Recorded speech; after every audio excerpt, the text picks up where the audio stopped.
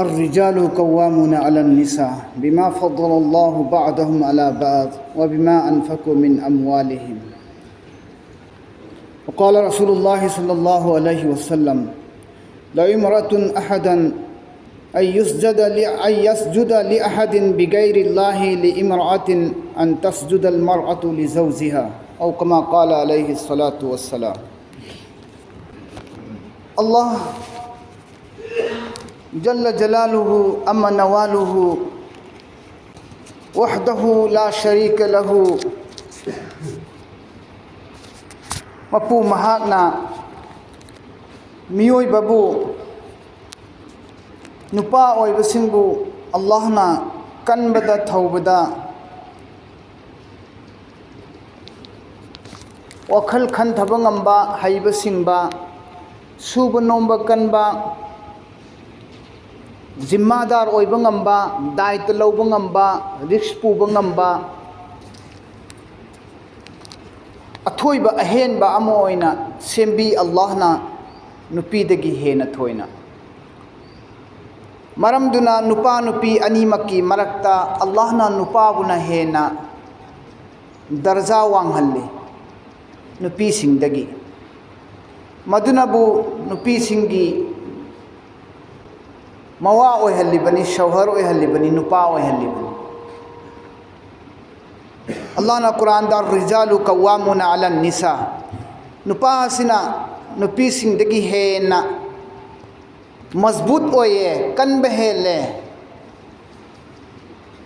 हकती चपमा नहीं नुपागी हक नुपीद लई नुपीगी हक नुपाद लई मवा ओइबसिंगी हक मतु ओइबसिंगना पांगथोकदबा अदुमना मतु ओइबसिंगी हकसु मवा ओइबसिंगदा चप मानना लई हकती मतु मवा अनीगी हक चप मानै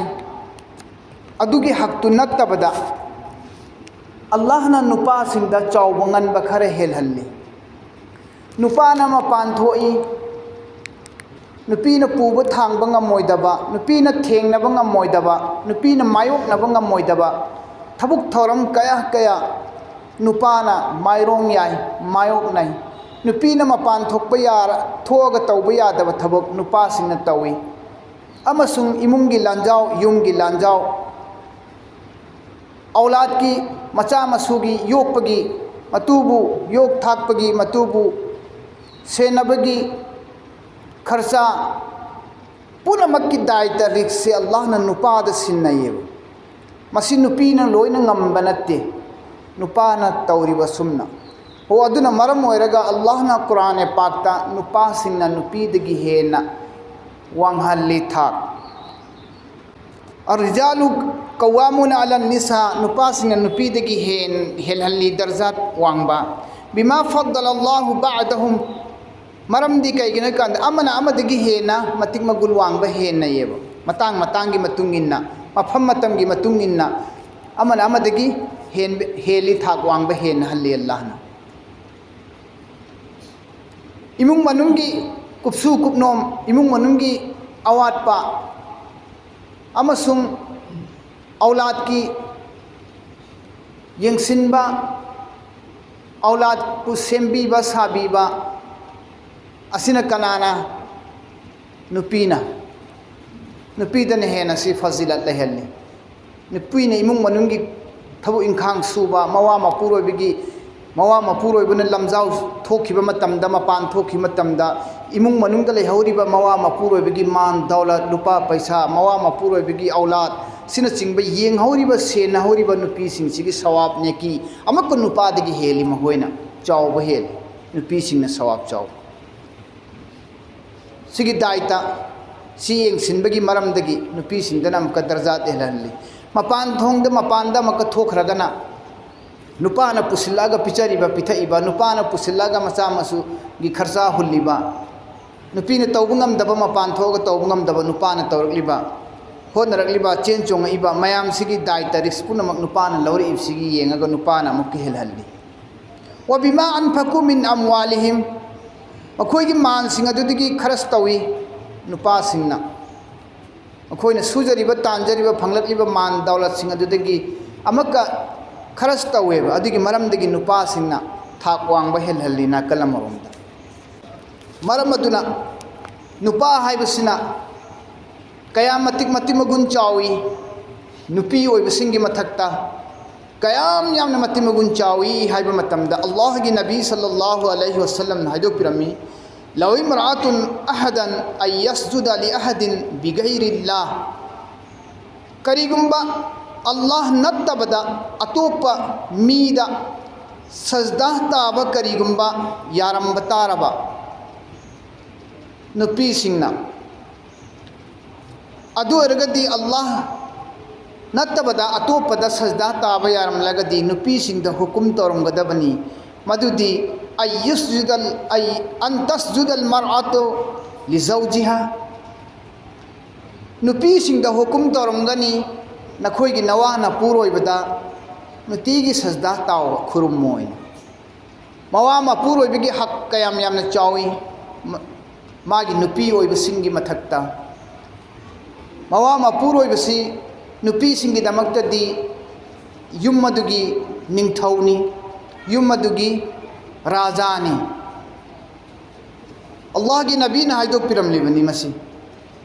करीगुंबा अल्लाह नत्तबा अतोपद सजदा तौबा यारम तारगदी नुपी सिंगदो हुकुम तोरमगनी मदुदी है नुपी सिंग नखोई नखोइगी नवा नपुरोइबदुदा नखोई नुतीगी सजदा ताओ हाइना अदुबु अल्लाह नत्तना अतोपद सजदा ताब यादबनिना आइना निपा सिंगदा सजदा ताओ हाइदबनी हाइना मरम अदुना मवा मपुरोइबगी इज्जत नाकना लैरिबी नुपी मवा मपुरोइबगी हाइब इल्लिबी नुपी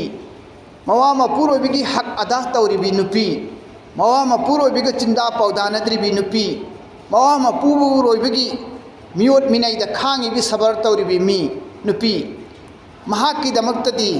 नुपा अदुदगी महाकना हाना जन्नत यौगनी नुपी अदुना अमसुंग महाकी ने की सवाब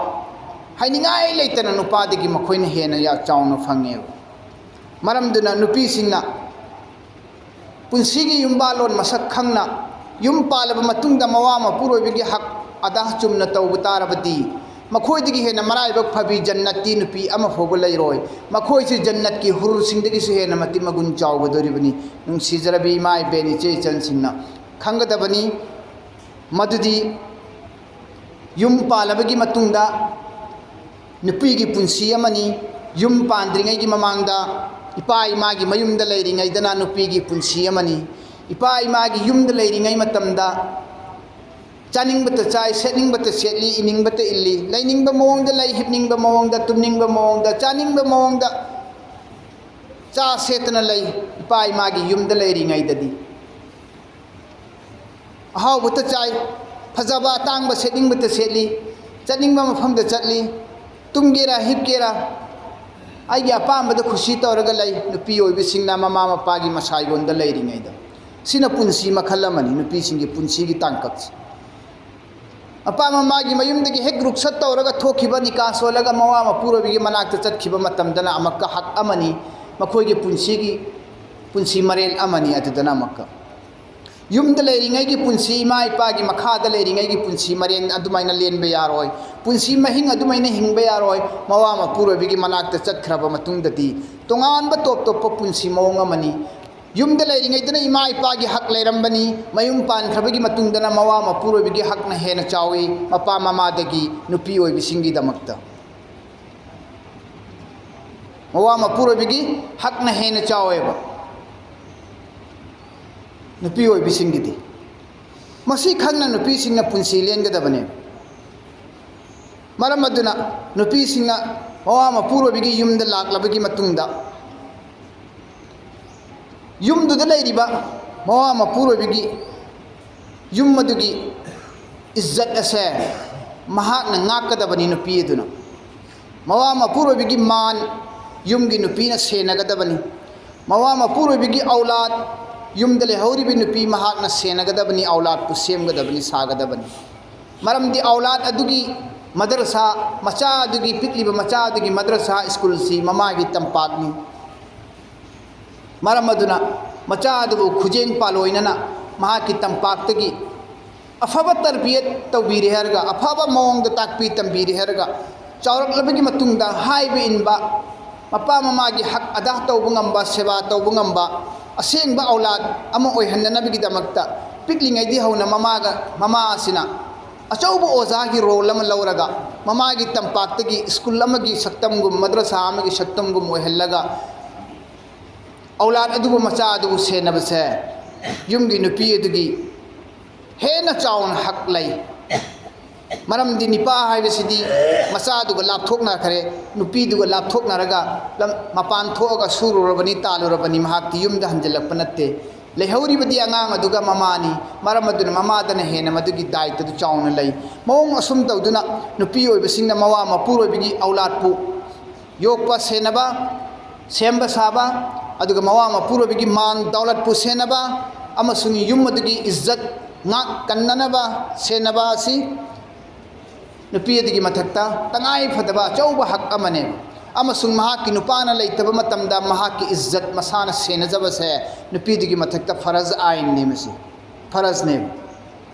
aduna ni hadis ta larik sinda sunna lai mawa mapuroi bigi ayaba yaudana mawa mapuroi bidagi ayaba lauhodana mawa mapuroi bil leitaba matamda yumdagi nupina mapan thokpa se farishta sinna mahaki mathakta lanat tawi mahakna hek mayumda hanjillaktri pho yumgi nupi oibisingna mahaki mawadagi ai mafam aduda chaukige ai fulana jaga aduda chatluge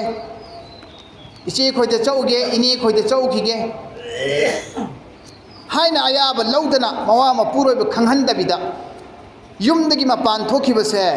allah gi farishta singna nupi adigi mathakta lanat tawi hek nupi aduna mayumda hanjillaktri pho badwa tawi farishta singna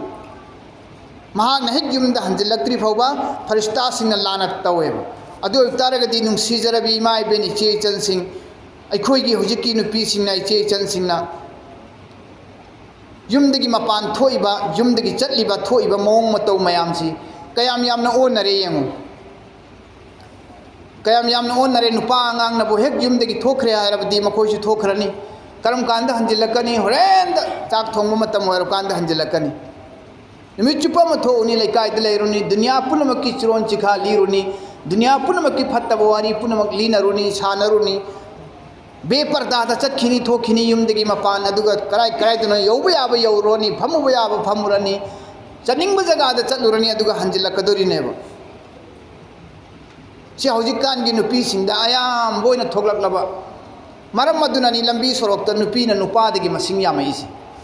lambi sorokta nupi dagi nipadagi nupi na masing yambe hengalaisi ikhoi bu pokpirakpa ipa ipu singdagi mai ben singdagi matamdadi lambi sorokta nupi si thige phangba natteba hojikkan di juksidadi karino nupadagi nupi na masing hengalaklibani aikhoi nupa oibasingna thaidoga chakhalai lambi sorokta adukki matik yamna nupi na mapan thoi sisu karamba mongda thoi phije chacha chumna selaga thokpa sunatte beparda da thokala ibani lambi sorokta allah gi nabina angakpa phangna saurammi yaramde maram aduna nupi oibasingna nupa angangi ayaba yaudana yumdagi mapan pak thoidabani karigumba tangai phadabadagi zarurat oibadagi थोक्तबा यादबदगी थोक्पो ओइबा तारगदी अफबा फुरिट लिटकदबनी पर्दा ओइबा फुरिट लिटकदबनी पर्दा ओइबा खुदै इनगदबनी पर्दा ओइबा फिजोन सेटकदबनी अदुगा युमदगी मपान थोकदबने युमदगी मपान थोकदबने अल्लाह की नबी सल्लल्लाहु अलैहि वसल्लम ना नुपी ओइबसिंगना नुपागी फिजोन सेटपसे यारमदे मना तौरमी थिंगमनी अदुगुंबा नुपीसिंग नुपागी फिजोन सेलिबा नुपीसिंग अदो मखोइसिंग अदो अल्लाह की लानत ने मखोइना नुपागी फिजोन सेलबा अदोरबदी नुपागी मतौ तमलबने नुपीना नुपागी मतौ तमबदी हरामनी यादे तौहैदेब कनागुंबा नुपी यमना नुपागी फिजोन सेले अनप जिन खोंग्राव सेले हक्चांग नप नपसिनबा अचिनब जिन खोंग्राव सेलेब नत्रगना नुपाना सेट लिटपा फिगर शार्ट कुंबा हक्चांगी फिगर उबा बॉडी उबा हक्चांगी बिली काथोपदु उबा तप तप नप्पा नुपागी फुरित अदुगुम्बा टी शर्ट लिले नत्रगना खोंगराव सेले अदुगुम्बा तप तप नप्पा अदुगो नुपीना सरोक लमजाउदा पर्दा याउदबगी मओंगदा बे पर्दा ओइना हक्चांगी फिगर उहल्लगा हक्चांगी फजब कया सिंग अदुगु फी सेलगा सु फीदगी मनुंगदा उहल्लगा चटलिबा नुपी सिंग अदो रोजे कयामत की निमित्ता हयेंग हशर की मैदान दा मखोई की ममाई सिंग अदो मैतान मुक मूरगा हगोललकने अदुगुम्बा नुपी सिंग नुपागी सौंग सदा लौरगा नुपागी फिजे सेलिबा हौजिकान की नुपा आंगांग सिंदी पाम्बोम तप नप्पा पाम्बोम की मासन उनिंगाई पुक तप नपसिनबा थवाक की मासन उनबा पुक की बिली उननबा तप नप्पा फिगर साट ले नुपा सिंगना असिमक हु बहु चप मानना हौजिकान की नुपी सिंजु लिटपा होरेब अदु ख्वाइदगी फैशन नि हाइना मखोइना खल्लेब ख्वाइदगी फजबनी हाइना मखोइना खल्लेब अदु फैशन नते फजब नते दोजक की मई नि मखोइना लिटप तम्मिसि दुनियादगी होना दोजक की मई नि मखोइना लिटप तम्लिबसी फैशन की फुरिक नते फजनबगी फिजोल नते दोजक की मई की फिजोल लिटप तम्मिबने मखोइसिंग अदु मरम मदुना नुपी अंगांगना मौंग असुगुम्बा इंखलकलिबा जवान ओइरिबे नुपीसिंगना असुगुम्बा फिजे सेलकलिबसे बेपर्दा ओइबा फिजे सेलकलिबसे फिल्म दगिनी सीरियल दगिनी ड्रामा दगिनी मोबाइल दगिनी केबल दगिनी गुनाह तौरलिबा पुनमक्सी मसी तौहैदबा थबुक ngaktani नुपीसिंगना तौहैदबा थबुक ngaktaनेबा नुपीसिंगना लिपस्टिक तेसिलगा माई की फैशन तौजिलगा पिसुम कोक्सिलगा अंगक पफंगना मेकअप तेसिले हारगा मखोइना नीन पुलिस हंजिनगनी खुद खुजिंदा तेतु हपचिनगनी मखुत्ता हानदी मेहंदी सन्नरमी इबेन सिंगना खुत्ता हौजिकी नुपीसिंगना मेहंदी की महुत्ता तेतु ओइना हकपा यावरे नुपीसिंगना तेतु ओइना हकपा यावरे खुदाई लौथोरए ब्लाउज लिखले पाम्बोम कक्प लिखले पुक उब फुरी लिले थबाक लाउन कोट फुरी लिसिलगले असुमना बेपर्दादा नुपीसिंगना थोपा होरकलेबा मसी अल्लाह की रहमत की मखोइसिंग असे दूर लेरदबनी थापना लेरदबा अदुगुम्बा नुपीसिंगनी बेपर्दगी हाइबसी जहन्नम द तारदबनी जहन्नम की नुपीसिंगी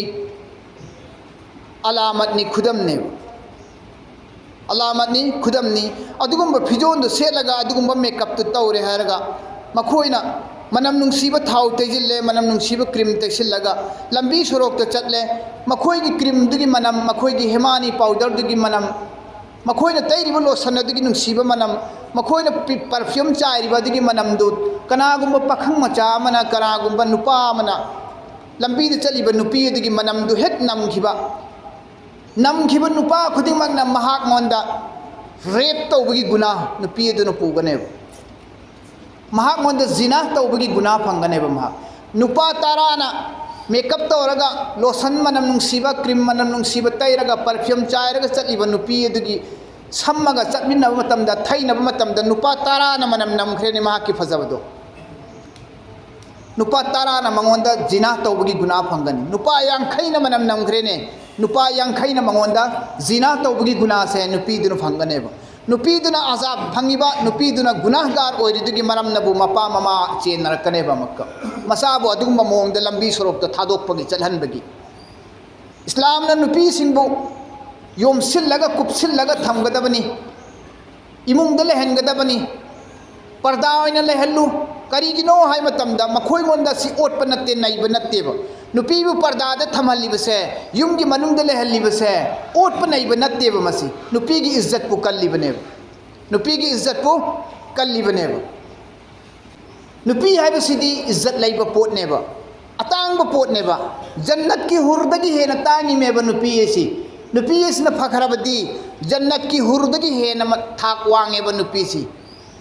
जन्नत की हुरदगी हेना थाक वांगेबा जन्नती की सरदार से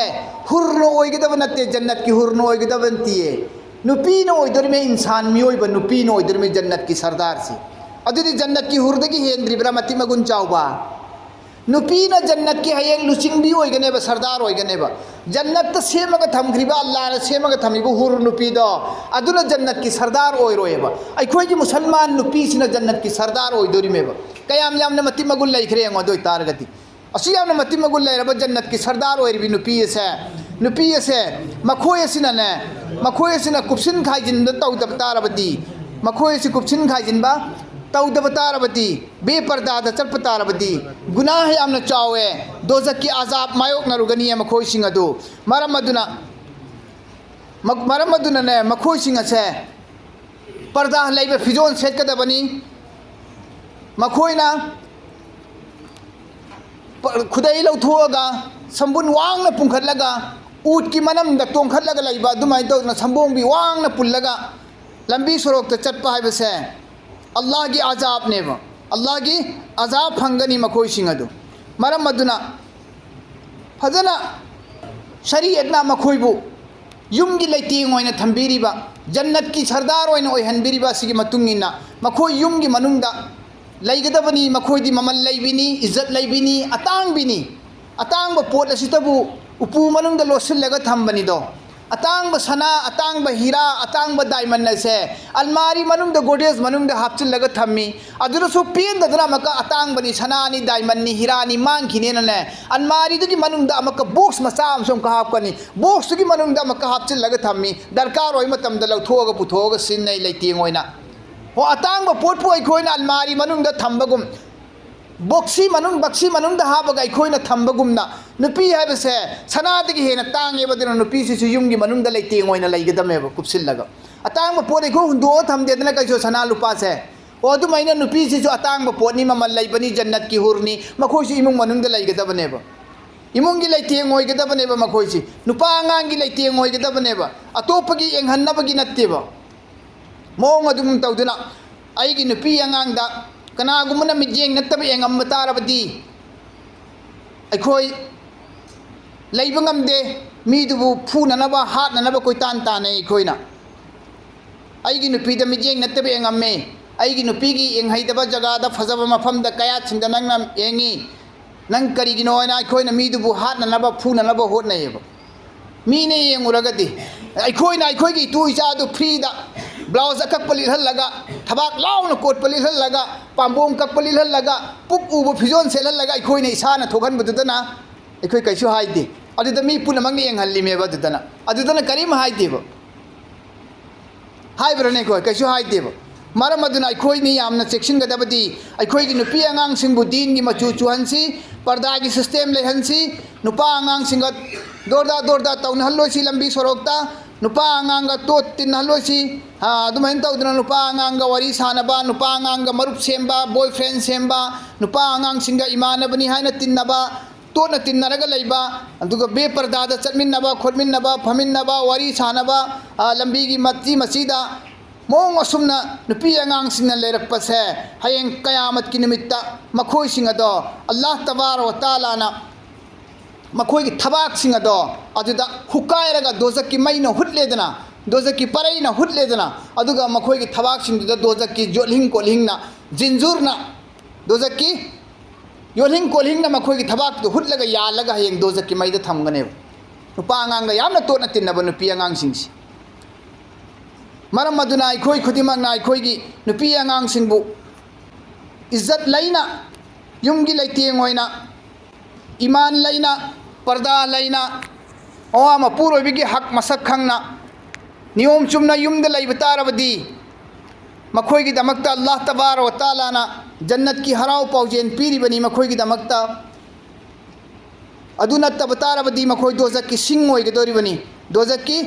सिंग ओइगदोरिबनेबा मोंग असुम तौदना नुपी आंगांगना बेपर्दादा थेक्तना नौदना संबी सड़कता चटपा अमसुंग अपाबा अचिनबा फिजोन सेलगा लंबी सड़कता चटपसी मुनाफिक की नुपीसिंगना तौगल्ली बेपर्दादा चलिबा नुपीसिंगसी यहूदी की नुपीसिंगना तौगल्ली यहूदी सिंगी नुपीसिंगी अलामतनी मुनाफिक की अलामतनी बेपर्दादा चलिबा नुपीसिंग असिना गुनाह पुनमक की मरुनी गुनाह पुनमक की हौरकफम ओइहल्लेबा नुपीसिंगदगी मरमदि आदम अमसुंग हवा अलैहिमस्सलाम बु जन्नत की तानथोगन की बात जन्नत की फिजोल लौथोगन कृषि शैतान ननी मरम अदुना बेपर्दा की से शैतान की अचौब लांग अमनी पर्दा लेहंदबा नुपी सिंगु पर्दा लेतना कोमना फ्रीडम होइना लेनिंगबगी अपाम पोगहलगा नुपी सिंगु मनिंग मखा तमना लंबी द सरोकता अथिंग लेतना बेपर्दा होइना चलहलिबसे शैतान की अचौबा चाल अमा खक्तंगनी जन्नत की इमा इपा अनीबु फी थोगहलगा जन्नत की लौथोखिबा दुनिया द कुमहलप अदुम तौदुना शैतान नुपी सिंगु फी लौथोगहलगा फी कोमहलगा बेपर्दा होहलगा नुपा पुनम कुदोज की मैदे चिंगथनबगी लांग अचौब लांग अमनी अमसुंग नुपी सिंगना मसीगी मुनाफिक की लमचत असि चलकलबा यहूदी की मतौ असि तमलक तारबा अदोय तारबदी हारिबा नुपी सिंग पर्दा बेपर्दा याउदना हा मेकअप तौरगा लंबी सरोक चलगली नुपी मखोगी नुपी चाही चानी की इबादत मांगने मखोद चाही चानी की इबादत मांगनी मखोन तब इबादत रवायदना मकोक की मथक लाखलो है मवा मपुरोबी अयाब यादना युमदगी मपान थोब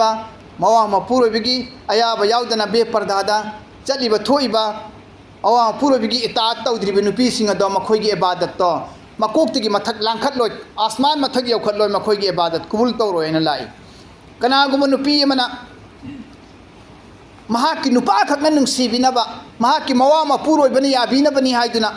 मतम चंगना अहन फिजोन सेलगा इरु माइ थरगा makeup तौरगा नुपादु खकी खल्लगा ngairaga leibitaraba mahaki nupadu yumda hanjilakpa kanda igi nupaduna aibu uraga nungsibiningaigini haiduna mana lotion taiduna cream taiduna makeup taiduna mahana